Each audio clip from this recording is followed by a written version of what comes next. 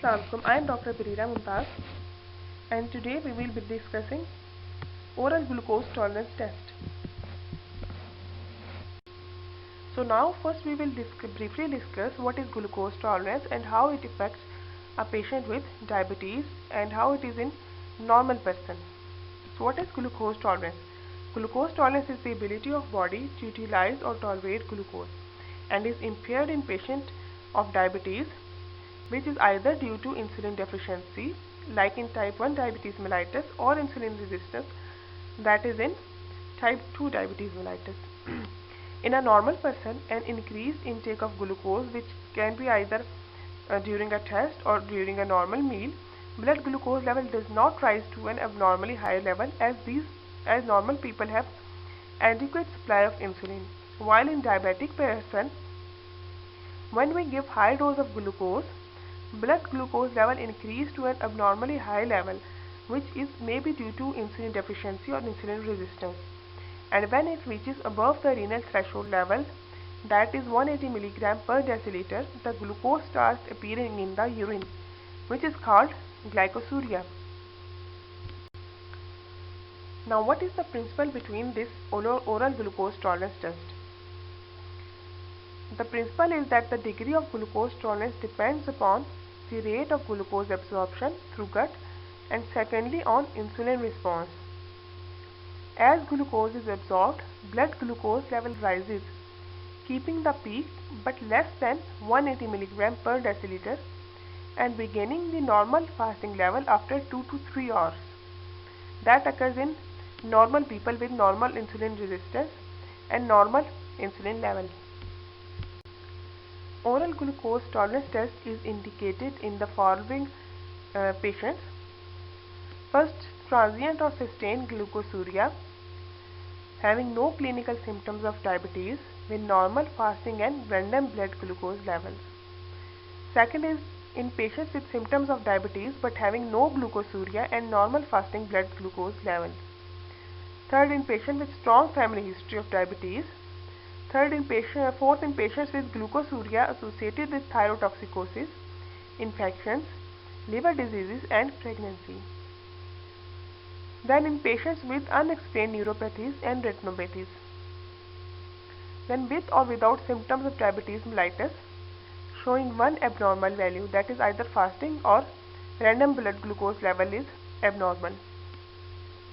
In women with characteristically macrosomic babies, that is baby weight more than 4.5 kg at the time of birth.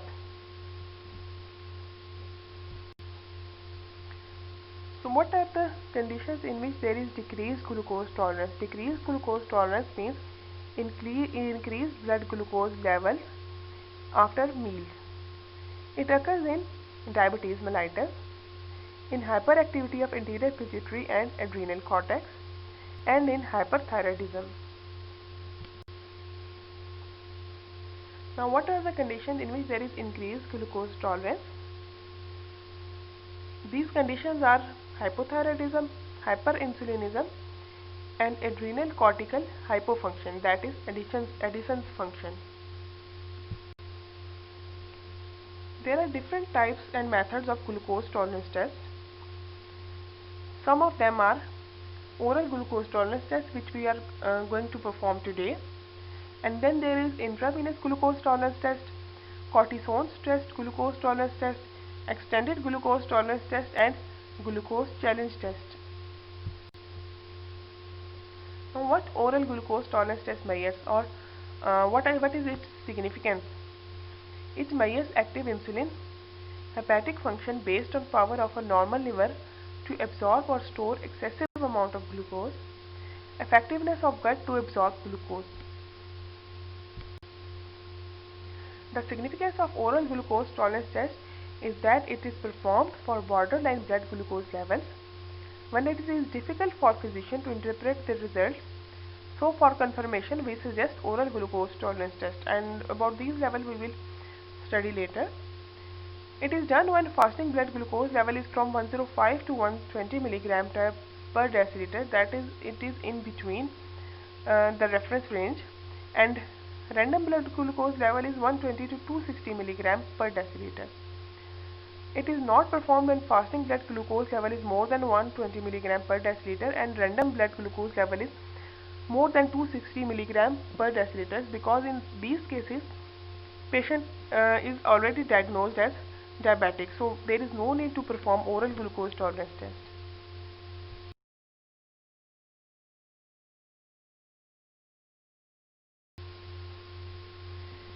There are certain prerequisites which should be met before we start a test, and these are that patient must be fasting, patient must be physically and mentally fit, patient should not be smoking, patient should be on normal carbohydrate diet for 3 days prior to test, otherwise false high curve is obtained. All samples should be either from venous blood or capillary blood. That is, if you take fasting blood from venous blood, you have to take all the samples from venous blood, and if you start with the capillary blood, then you have to take all the samples from the capillary blood. Patient should not be taking steroids or any other drug which affect the test, and female patients should not be on oral contraceptive pills. To perform the test, first we will instruct the patient about the proper purpose and procedure of the test. We stress a normal diet with carbohydrate of approximately 150 to 300 mg per day for at least 3 days prior to the test. After overnight fasting or at least 8 to 10 hour fasting before the test, we take fasting blood and urine samples. We label them. After that, the patient is given glucose solution, that is 75 gram of glucose dissolved in 200 to 250 ml of water. The blood samples are collected at intervals of 30 minutes, 60 minutes, 90 minutes and 120 minutes after we give the glucose dose to the patient. The glucose level of the samples are measured and the glucose level is recorded graphically on graph paper, and the different curves made indicate the ability of the body to utilize glucose. So this is the end graph which we make after we measure all the readings taken during the procedure. In the graph we take time on the x-axis and glucose concentration in milligram per deciliter on the y-axis. As you can see, in normal patient the blood glucose level fasting is less than 105, and if it is impaired, it is between 105 to 120 milligram per deciliter, and in diabetes mellitus it is more than 120 milligram per deciliter. While after 2 hours the normal is between 120 to 60 to 140, and in impaired it is less than 200, that is between 140 to 200, and in diabetes mellitus after 2 hours it is more than 200.